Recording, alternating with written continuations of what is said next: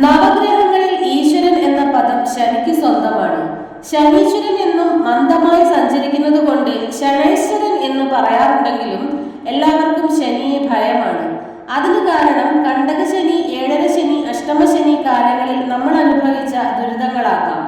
ഇത്തരം കാലഘട്ടങ്ങളിൽ തന്നെയാകും ജീവിതത്തിലെ അവിസ്മരണീയമായ ദിനങ്ങൾ എന്ന കാര്യവും വിസ്മയിക്കരുത്. ശനിയെ പാപഗ്രഹമായിട്ടാണ് കരുതി വരുന്നത്. നവഗ്രഹങ്ങളെ ശുഭഗ്രഹമെന്നും പാപഗ്രഹമെന്നും വേർതിരിച്ചിട്ടുണ്ടെങ്കിലും ചിലപ്പോഴെങ്കിലും ശുഭഗ്രഹങ്ങൾ തിന്മ തരുകയും അശുഭഗ്രഹങ്ങൾ നന്മ തരുകയും ചെയ്യാറുണ്ട്.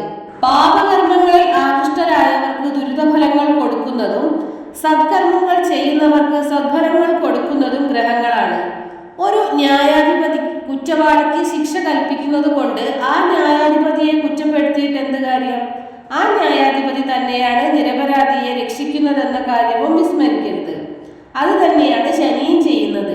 ശനിയെ പോലെ കൊടുപ്പവരുമില്ല കെടുപ്പവരുമില്ല എന്നാണ് തമിഴ് പഴമൊഴി. ഏറ്റവും വേഗം കുറഞ്ഞ ഗ്രഹമായ ശനി ക്ഷമയോടെ കാത്തിരിക്കേണ്ടതെങ്ങനെ എന്ന് നമ്മെ പഠിപ്പിക്കുന്നു. സർവ്വ ഐശ്വര്യങ്ങളും പ്രദാനം ചെയ്യാനും കവർന്നെടുക്കാനും ശനിക്ക് കഴിയും. ആത്മസാക്ഷാത്കാരത്തിലേക്ക് നമ്മെ നയിക്കുവാനും നിഷ്കാമകർമ്മത്തിലേക്ക് കൊണ്ടെത്തിക്കുവാനും സാധിക്കുന്നു. ശനിക്ക് ആയുസ്, രോഗം, ദുഃഖം, ദാരിദ്ര്യം, അപവാദം, ഋണം, ബന്ധനം, ആലസ്യം ഇവയുടെ കാരകത്വമുണ്ട്. ശനിയുടെ സ്വാധീനത്താൽ ഉയർന്നു വന്ന ഒട്ടേറെ ലോക പ്രശസ്തരെ ചരിത്രത്തിൽ കാണാൻ കഴിയും. അപ്രതീക്ഷിതമായ സൗഭാഗ്യങ്ങൾ നൽകുന്ന ഗ്രഹമാണ് ശനി.